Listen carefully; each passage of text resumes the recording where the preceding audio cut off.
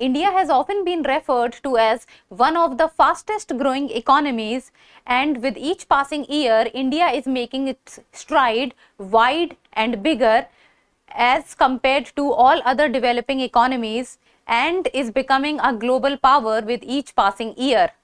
And recently, even the International Monetary Fund has said that in the coming time, India will be becoming the fourth largest economy in the world and will be surpassing Japan. Hello and welcome to the In Focus series section of Drishti IAS. I'm Aisha, and in today's episode, we will be discussing about the topic of India set to overtake Japan as fourth largest economy in 2025 according to the International Monetary Fund. So this topic becomes important from General Studies paper 3, that is economy, and we will be talking about the International Monetary Fund, the report that has been published by the International Monetary Fund, what are the highlights of the report, then with regard to what is GDP, and in the end a prelims practice question. So let's move forward. Drishti IAS Mukherjee Nagar classes has now shifted to Noida, and the admissions are open for the IAS GS Foundation course covering both prelims and mains, and the admissions are open for both English medium as well as Hindi medium. In case of any query, give us a call at 87501 87501. So the news talks about that the International Monetary Fund has released its World Economic Outlook. When we talk about IMF, that is the International Monetary Fund, so it is a global organization, was formed in the year 1944 by the British Woods Conference and became operations started in the year 1945. The headquarters is present in Washington DC, and the major aim or the major work of the IMF is to maintain the global financial stability or the global economic stability. And when we talk about IMF, it releases one of its prime report, and that is the World Economic Outlook. So in the World Economic Outlook, the IMF basically talks about that how the world economies are performing and what is the future forecast for those economies. So recently the World Economic Outlook has been released by the IMF, and the World Economic Outlook talks about that India is on track to become the world's fourth largest economy in the year 2025, overtaking Japan. So the largest economy being US, second is China, third is Germany. As of now, fourth is Japan and fifth is India. But in the coming 2025 year, India will be surpassing Japan and will be jumping on to the fourth position. And India's nominal GDP will reach $4,187 billion next year, and which will be ahead of Japan's, even though the difference between India and Japan will be very minimum, but still India will be able to surpass Japan. Now, what are the highlights of the report? So the report talks about that India will remain the fastest growing major economy with a growth rate above 6% throughout the year 2025 and 2026. While on the other hand, Japan is expected to grow very slow at a rate of 0.6% in both the years. And this is the reason that why India will be able to surpass Japan, because of the slow GDP growth of Japan. By 2028, India's GDP is projected to rise to $5,584, surpassing Germany to become the third largest economy globally. So, as of now, India will be able to surpass Japan in the year 2025, and moving ahead by the year 2028, it has been projected that India will also be able to surpass Germany. United States will remain the largest economy with a projected GDP of around $30,000 despite having a slow growth rate. While on the other hand, China will remain the second largest economy with a GDP of around $19,200 billion. So first US, second is China, and the difference between US and China is also very huge. While on the other hand, the difference between China and the third position, that is Germany, is also very huge. So the competition as of now, you can say, is basically between the third, fourth and the fifth position. Then Euro area is expected to grow slowly around 0.8% in 2025 and around 1.2% in the year 2026. Then France is forecast to grow at 0.6%. United Kingdom is expected to see a modest growth of around 1.1%. So if we talk about the major economies, so among the major economies, it has been projected that it is India which is growing at a fine pace as compared to the other developed economies.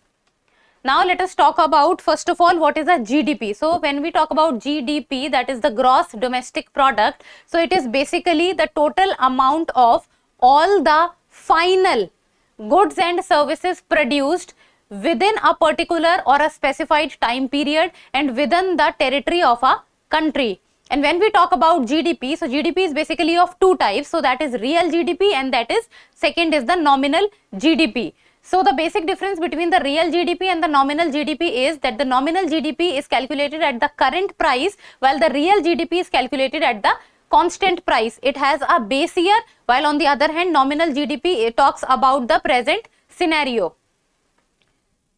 And GDP talks about the economic health of a country. So if we talk about the difference between the real GDP and the nominal GDP, so this is nominal GDP and this is real GDP. So the definition would be nominal GDP is measured at current prices while real GDP is measured at a constant price. It means it has a base year. It means point to point differentiation or the calculation can be done.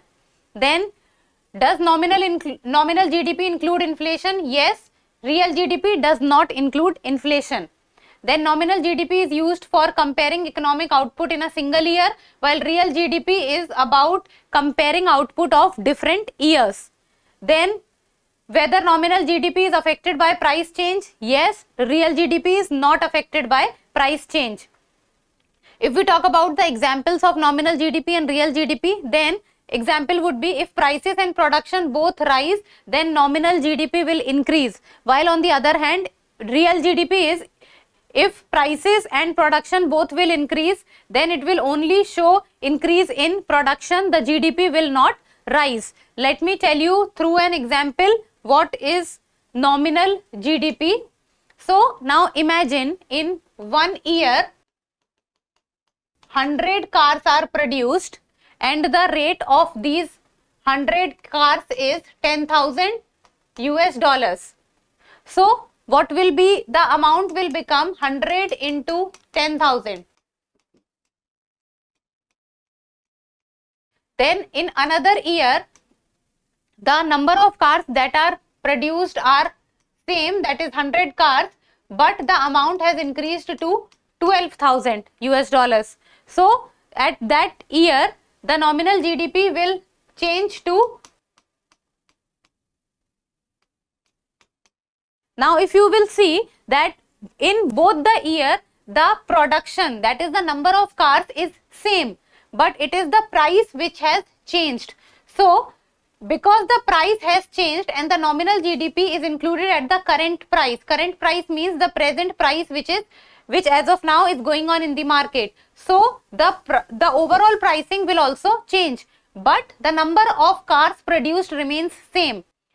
And in the nominal GDP, because the current prices are different, so the ultimate amount will also be different. But in case of real GDP, because it does not gets calculated on the current price, it gets calculated on the constant price, so the ultimate price would not have changed, because that is done on a constant price. That constant price will be comparable with regards to the base year. So basically the nominal GDP adjusts inflation into it and talks about the present scenario in the GDP, while on the other hand the real GDP is about the constant prices. It has a base year and the point to point calculation can be done with regard to the real GDP. And now in the end, a prelims MCQ, and like always you people need to tell me the answer in the comments below. So the question is, what is a nominal GDP? So it is a GDP adjusted for inflation showing actual growth in output. Second, GDP that excludes government spending. Third, GDP measured at current market price including inflation effects. Or fourth, GDP based on the income of citizens living abroad. So give me the answer in the comments below, and that's all for today. Thank you so much for watching. Till we meet next time, keep reading, keep writing, and keep subscribing to the channel. Thank you.